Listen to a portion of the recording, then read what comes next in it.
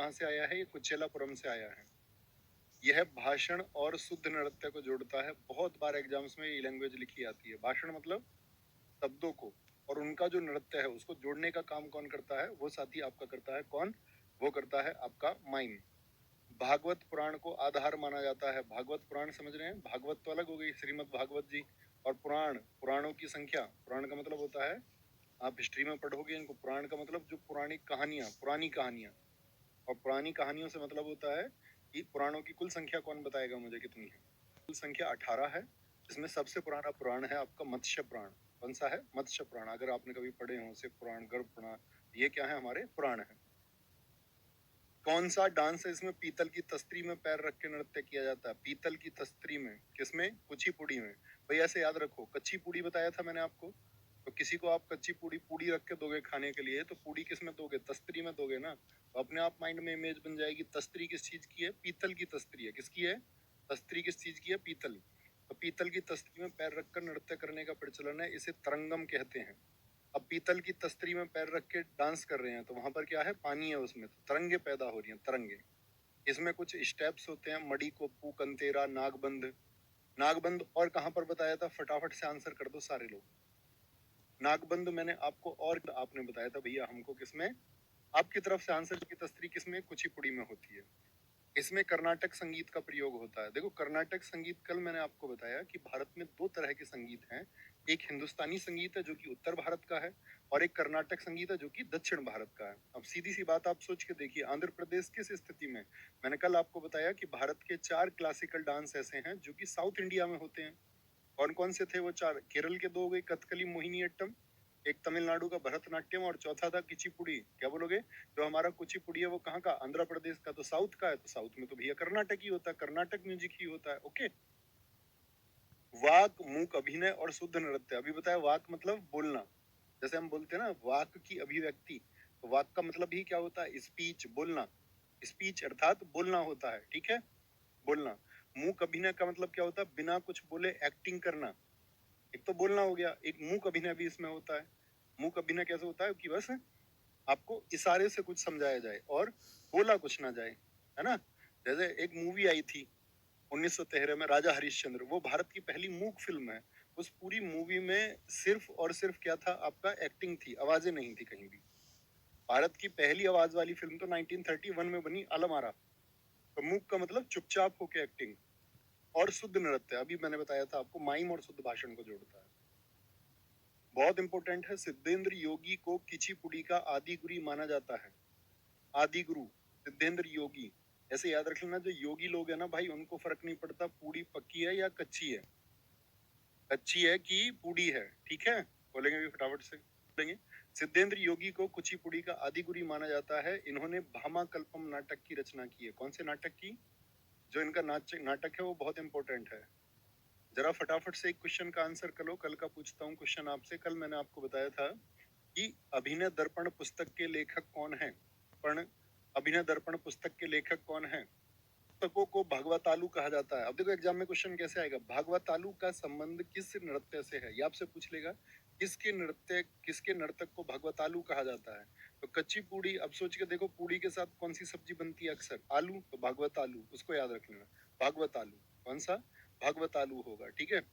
अभी मैंने यहाँ पे एक चीज और पढ़ी थी कि भागवत इसका आधार है, तो भागवत जिसका आधार है, और आलू, भागवत आलू। सुल्लाकद और पताक्षर, इस नृत्य भाग में शरीर की हरकतें, ये नहीं पढ़ना उतने गौर से। कुछ डांस में कलाबाजियां होती हैं, उसको बोलते हैं कावुत्तम। क्या बोलते हैं? कावुत्तम। मंडूक शब्दम, एक मेंढक की कहानी, किसको? एक मेंढक की कहानी का संबंध किससे है? ये बहुत पूछा जाता है। पीतल की तस्तरी में मैंने कहा था जल में बनी थी क्या? तरंग। जल में क्या बनी थी? तरंग बनी थी, जल। तो पीतल की तस्तरी में रखना था जल। देखो यहाँ पर, पीतल की तस्तरी में पैर रख के नृत्य करते हैं, तो उससे क्या होती है? तरंग। अरे तरंग जानते हो या नहीं? थम्स अप करके बताओ। जल में जो तरंगे पैदा होती हैं, जल में जो तरंगे पैदा होती हैं, हाँ जी। तो जल में उसने चित्र देखा किसी का पानी में चित्रम, तो जल चित्रम जल तरंगम। तो जल तरंगम, तस्त्री में पानी, ये सब किसमें? कुचिपुड़ी में है।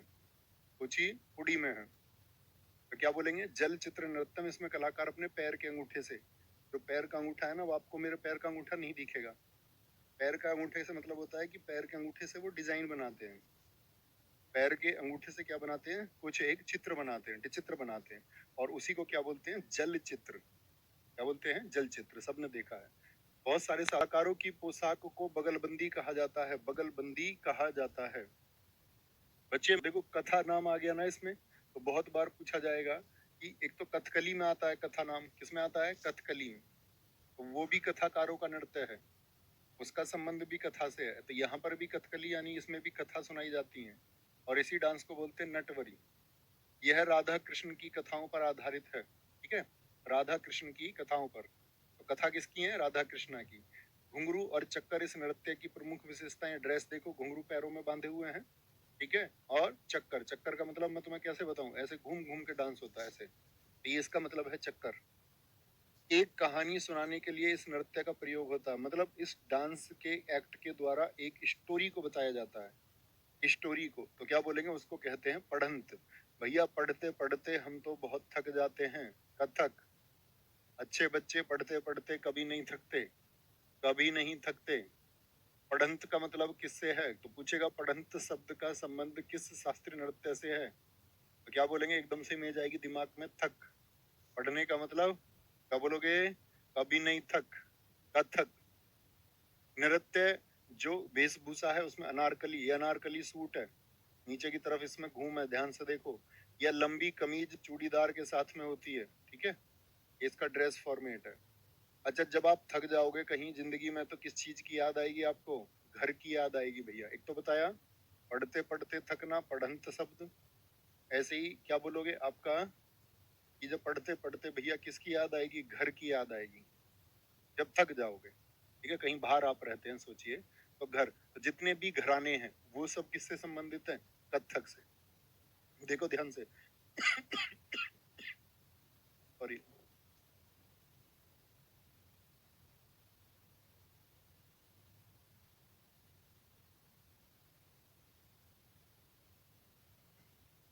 यहाँ देखेंगे, बहुत बढ़िया सर बुक। तो घर, घर से याद रख लेना घराना। अब आपके दिमाग में एक इमेज आएगी, भैया घराना क्या होता है? देखो घराना एक टॉपिक भी है जिसको हम पढ़ेंगे। घराने का मतलब होता है, आप एक चीज सोचिए जरा, कि जब दुनिया में कोई ना कोई चीज शुरू होती है तो उसकी शुरुआत कहीं ना कहीं से होती है ना। कोई भी चीज शुरू हुई हो उसकी शुरुआत कहीं ना कहीं से हुई होगी। जैसे तबला बजाना किसी ने शुरू किया, या किसी ने गिटार बजाना या सितार बजाना शुरू किया, तो उसको सबसे पहले किसी ने शुरू किया होगा ना, और उसने फिर लोगों को सिखाया होगा। तो किसी एक चीज का जो सेंटर होता है, म्यूजिक का जो सेंटर है, अब चीज को भी छोड़ दीजिए, जो म्यूजिक का सेंटर है, म्यूजिक का मतलब जो संगीत का केंद्र है, जहां से वो फला फूला है और हर जगह फैला है, जहां से साथी क्या बोलेंगे, उसका ओरिजिन था, जो उसका सेंटर था, और उसके बाद में क्या हुआ है वो आपका, फिर वो हर एक जगह पहुंचा है, तो उस एक जगह को बोला जाता है आपका घराना। तो ऐसे ही म्यूजिक जयपुर से निकल के पहुंचा, आप पढ़ेंगे जब हम आपको घराना पढ़ाएंगे, किराना घराना, भिंडी बाजार घराना, ठीक है, ग्वालियर घराना। तो ऐसी कथक के कुछ घराने हैं जिनको हम बोलेंगे लखनऊ, जयपुर, बनारस और रायगढ़ घराना। रायगढ़ घराना, अभी इनको बेशक से आप भूल भी जाएं, घराने के टाइम पे याद कर लेंगे, कोई दिक्कत नहीं है, कोई दिक्कत नहीं है, ठीक है। सर इंग्लिश वर्जन स्टेट की शास्त्रीय शैली को 20वीं शताब्दी में लेडी लीला सोखे के द्वारा रिवाइव किया गया, यानी कि कथक अपनी पहचान खो चुका था। देखो कथक भी बहुत पुराना है, और कथक को जो डेवलप करने का श्रेय जाता है, कहते हैं कि कथक जो अपने मतलब टॉप पर पहुंचा था जब भारत में मुगलों का राज था। मुगलों का राज भी अब भारत में कब था? तो मुगलों का राज याद रख लेना। मुगल भारत में एंटर करते हैं, आपका एक युद्ध जीतते हैं, वो पानीपत का प्रथम युद्ध 1526 में बाबर उसको जीतता है और मुगल वंश की स्थापना करता है, और 1857 तक मुगल रहे थे। तो इसी दौरान में कथक नृत्य, क्योंकि देखो मुगलों का, मुझे आप बता सकते हैं मुगलों का हेडक्वार्टर कहाँ पर था? जैसे दिल्ली सल्तनत में आप 5 वंश पढ़ते हैं हिस्ट्री में कि भैया पहले वहां पर गुलाम आए, खिलजी आए, तुगलक आए, सैयद आए, लोधी आए, तो ये पांचों ने तो अपनी राजधानी बनाई थी दिल्ली। लेकिन मुगलों के समय पे आप देखोगे राजधानी बन गई थी आगरा। आगरा कहाँ पर पड़ता है? यूपी में। तो उत्तर प्रदेश में कौन सा नृत्य फला फूला फिर? आगरा अगर यूपी में है। कथक को बढ़ावा दिया गया था, तो इसीलिए पूछा जाता है कि मुगल परंपरा से संबंध किस डांस का है? मुगल परंपरा से। तो इसके प्रमुख विषय वैष्णववाद से जुड़े हैं। इसका वर्तमान स्वरूप मुगल परंपरा पर आधारित है। बहुत इंपॉर्टेंट फैक्ट है। पूरी लास्ट तक पूछता रहूंगा मैं ये चीजें आपसे। कौन से दो रूट वर्ड है केरल के? कली और अट्टम। अट्टम किसके द्वारा होता है? ये पुरुषों के द्वारा होता है, ठीक है, पुरुषों के द्वारा। अब तो महिलाएं भी इसमें आ गई हैं, पहले तो ज्यादातर पुरुषों के द्वारा ही होता था। रामायण महाभारत इसके आधार हैं। मैं जब केरल गया था तो मैंने वहां पर एक थिएटर में इसका जो थिएटर में होता, थिएटर का मतलब होता है एक हॉल में आयोजित होता है, तो उस दिन जो कहानी थी वो थी आपका, जिसको आप जानते हैं महाभारत में, आप भीम को जानते होंगे, जानते होंगे भीम को तो सब जानते हैं, तो भीम को नहीं जानते वो छोटे भीम को जानते हैं। तो महाभारत में भीम था, और एक आपका, आपको याद होगा महाभारत में और कौन था? जरासंध, जरासंध था। तो एक कहानी उन्होंने दर्शाई थी, बड़ी अच्छी कहानी थी वो, है ना। तो इसमें क्या होता है, आपका एक हीरो का पार्ट निभाता है, एक आपका विलेन का। रामायण महाभारत की कहानियां होती हैं, इसमें जो नायक होता है, नायक मतलब हीरो, उसको बोलते हैं पाचा। कथकली में नायक को क्या कहा जाता है? पाचा। और खलनायक को बोला जाता है कथी। खलनायक को क्या बोला जाता है? जो विलेन होता है, डाकू जो होता है, ऐसे समझ लो वो कथी होता है। चेहरे पुते हुए किसमें रहते हैं? बहुत सारा मेकअप, और ये ड्रेस यूं ही नहीं बन जाती। मैंने इस ड्रेस को वहां पर देखा, 1 घंटे तैयार होते हैं इसके लिए। यूरिया देखा तुमने? यूरिया के कट्टे खेत में, अब कभी पूछना नहीं जानते जो यूरिया क्या होता है, गांव के बच्चे तो जानते होंगे। उनको ऐसे बांध बांध के, मोड़ मोड़ के इनको ड्रेस अपनी बनानी पड़ती है, बनानी पड़ती है, ठीक है। नाट्य स्थान थिएटर कहाँ पर होता है? कुट्टम पालम। फिर से बताऊंगा, डबल टैक इसकी पहचान है। तो कुट्टम पालम का संबंध किससे है? कथकली से। कुट्टम पालम, इसकी शुरुआत केली कोट्टू, डबल टै, कली नाम आ गया, और कोट्टू, कली कोट्टू। अब जैसे दो तरह से पूछ सकता है इस क्वेश्चन को कि कली कोट्टू नामक ढोल का संबंध किससे है? तो कोट्टू मतलब आपको इमेज आएगी केरल, केरल में कौन सा था? कली, यानी कथकली। ऐसे लिंक अप करके रखना। ढोल बजाने से होती है, एवं केरल के सोपना संगीत का प्रयोग होता है। म्यूजिक हम सारे अलग से पढ़ेंगे, किस स्टेट में कौन सा म्यूजिक होता है, ठीक है, ठीक है। केरल के कथकली में सोपना, तो कथकली। सबके सपनों में कौन आती हैं? कली आती हैं, ठीक है, सबके सपनों की कली। सपने में, सपने, सपने। सोपना संगीत कहाँ का है? केरल का है, कथकली में। कथकली नृत्य में 24 स्टेप होते हैं, पोस्चर्स। इसमें 3 संगीत वाद्य यंत्र, इडक्का, चिंदा और मडालाम का प्रयोग होता है।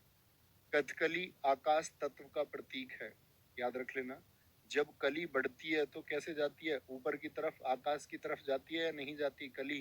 जी भैया, कली आकाश की तरफ जाती है। कल मैंने आपको बताया था जल तत्व किसका प्रतीक है? देखो, जल को कैसे पार किया था हनुमान जी ने श्रीलंका जाने के लिए? तो भैया जल को उड़ के, ओडिसी। जल तत्व किसमें था? ओडिसी में।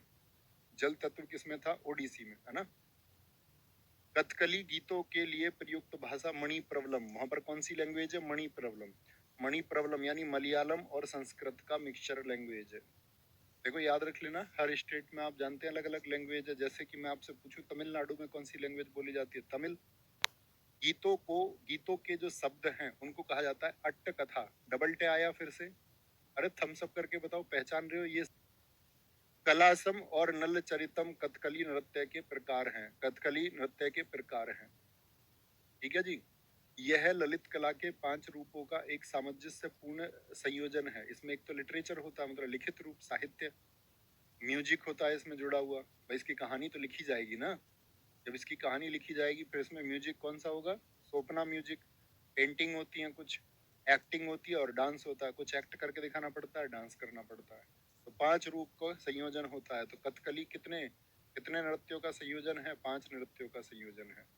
मैंने अभी बताया था दोस्त, इसमें मेकअप होता है चेहरे पर। तो बहुत बार पूछा जाएगा मेकअप कितनी तरह का होता है, पढ़ो इसको आराम से।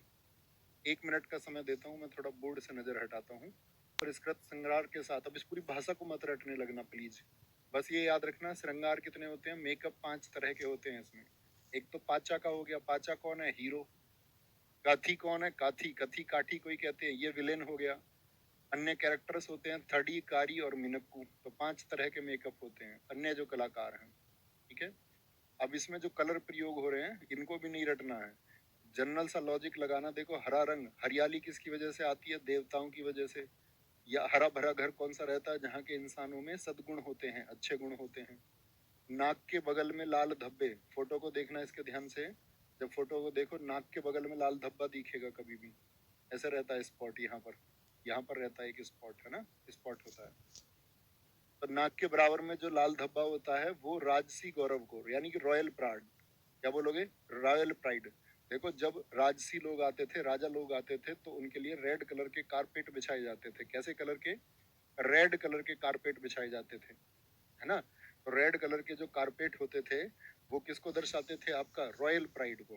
रेड कलर किसके लिए होता है? राजसी लोग, स्वागत के लिए, राजसी लोगों के स्वागत के लिए। ग्रीन कलर किसके लिए? देवता, सद्गुण, जो कुलीन लोग हैं उनके घर हरे भरे रहते हैं। जो खराब लोग होते हैं, दुष्ट लोग होते हैं, उनके घर नहीं, उनके घर अंधकार छा जाता है। बुराई और दुष्टता ये काले रंग को, देखो दुष्ट लोगों को तो वैसे राक्षस काला रंग ऐसे उनके लिए होता है, बुराई का काला रंग होता है, याद रख लो, अंधेरे से याद रख लो।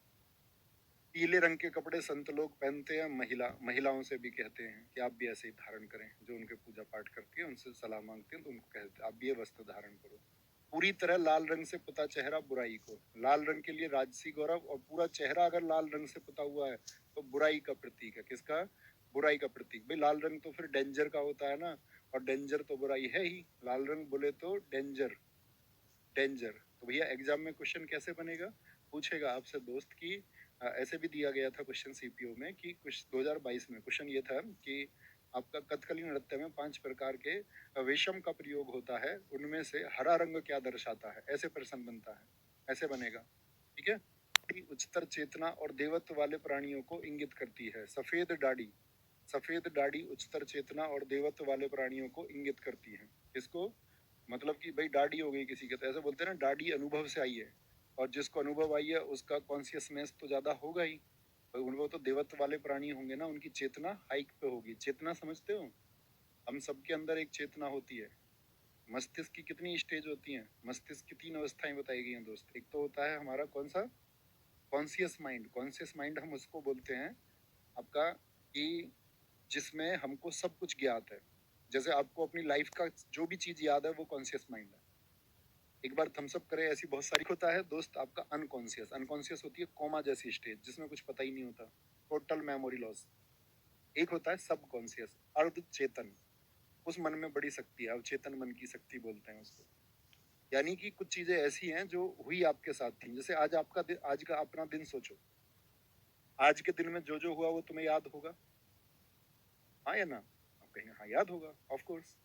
लेकिन मैं आपसे पूछूं 2022 में आपका 2022 में जितनी डेट आ जाए उतनी डेट सोच लीजिए, तब क्या हुआ था उस दिन तो नहीं याद होगा, लेकिन हुआ तो आपके साथ ही था। जैसे आज आपको याद हो उस समय वो भी याद होगा, लेकिन आज आप उसे भूल चुके हैं।